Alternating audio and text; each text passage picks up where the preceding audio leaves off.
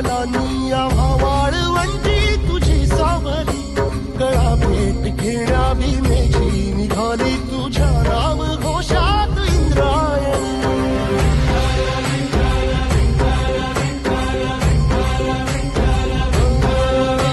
भिडे आसमंती ध्वजा वैष्णवांची उभी पंढरी आज नानावली, तुझे नाव ओठी तुझे रूप धानी जीवाला तुझी आस गा लागली. जरी बाप साऱ्या जगाचा परी